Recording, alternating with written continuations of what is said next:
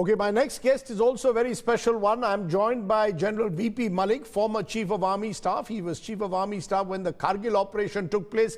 General Malik, thank you very much for joining us. As you can well understand, a lot of anger, grief after this horrific massacre in Pahalgam. What, according to you, is the right way to respond to what, by all accounts, is yet another example of Pakistan-sponsored terror targeting innocent civilians this time? Good evening, Rajdeep. I think first thing we have to face some truths. The truth is that our Western neighbor, Pakistan, they have always been encouraging jihadi elements, anti-Indian attitude, and now also anti-Hindu attitude.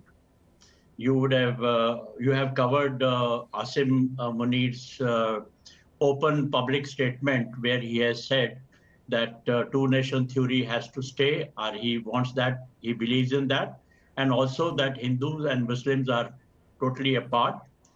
And now this kind of a thing, the attitude from the other side, the mindset is now getting aggravated, and it is encouraging the terrorist element, which the ISI has been harboring, supporting. So the truth is that we have to face these incidents, isolated terrorist attacks. They have been going on for last so many years, and they will probably continue to do so. Although we need to carry out deterrence, we need to also live with them. So that is the state of affairs today. 2 points coming from what you're saying. First, you're linking in a way the terror attack to what General Munir said last week. You almost seem to believe that this is General Munir directing these terrorists who targeted Hindus in this terror attack. So it is General Munir's mindset now being transplanted in these terrorists. Am I correct? Yes, you are. And General Munir also controls Pakistan, as we all know. So he controls the ISI, and the ISI controls Lashkar-e-Taiba and all other terrorist outfits. So when he's sending an open message that Hindus are different to us, and so this time what we have seen is that people have tried to identify it not as tourists but as Hindus, and then they have killed them. So we come then to the question of the response. As we saw after Uri, there were surgical strikes. After Pulwama, we saw Balakot. But clearly, Pakistan does not seem to be deterred from sponsoring terror. So given what we've done in the past, how do we now go up a seeming escalator ladder to, in a way, send out a stronger message to Islamabad, to Rawalpindi?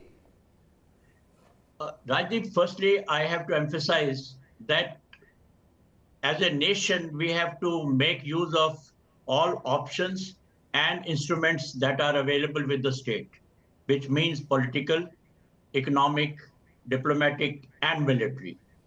So we have to consider all those aspects when we are now thinking of taking action against Pakistan.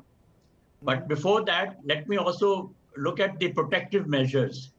And those are, we have to investigate whether our unified command in J&K, is it functioning properly? Is it functioning effectively?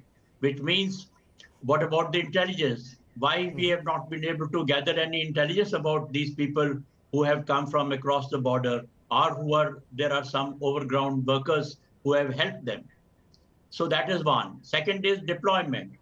Why have we not deployed adequate number of troops in these areas when we know that this is the tourist season and people will be going all over? Why only emphasis on Srinagar and Amarnath Yatra, or when the VIPs goes there?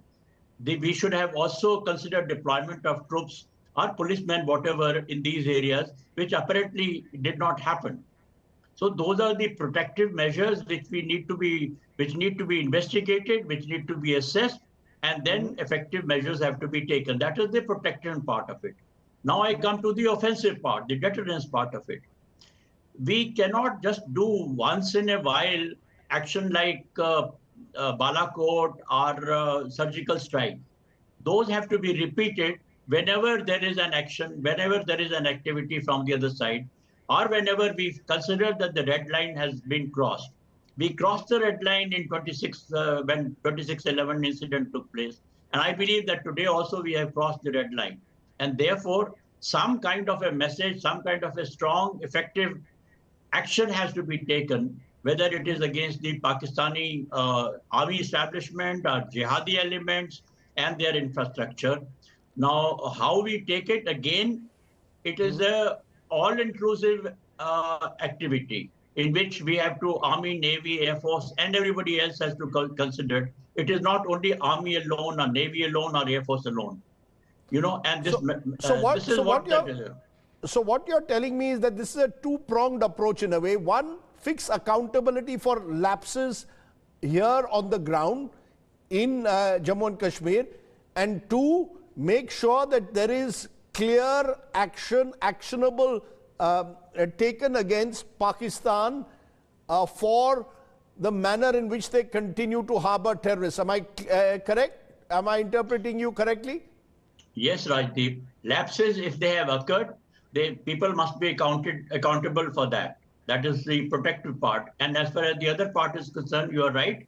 All-inclusive approach to take some action against Pakistan perpetrators who have the mastermind. But what would that, the question of course arises, as we've seen surgical strike, I repeat, surgical strikes took place, Balakot took place. It hasn't deterred the Pakistani state. This is a state, as General Munir's statement made very clear, which is obsessed with the idea of in some way bleeding India and trying to drive a wedge on this occasion between Hindus and Muslims in this country.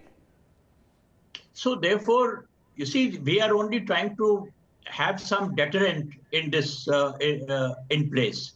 And once, as I said earlier, that just one incident, one reaction or two reactions like Balakot and surgical strike, that is not good enough.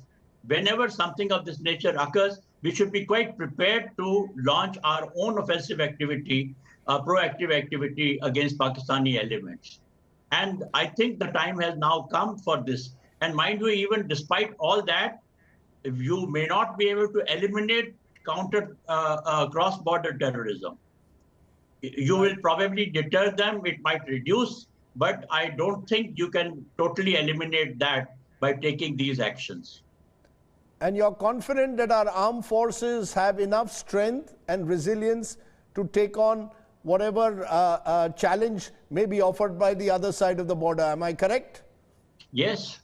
Armed forces are part of the state, and our nation state has that capacity, has that capability to cause harm on the other side whenever this kind of a deterrent is required. Deterrent action has to be taken. Right. So proportionality, proportionate action to what we've seen in Pahalgam is necessary to send out a firm, unequivocal message to Pakistan. At the same time, lapses on the ground in Jammu and Kashmir need to be fixed. General Malik, for joining me and giving me your perspective. Appreciate you joining me. Thank you so much.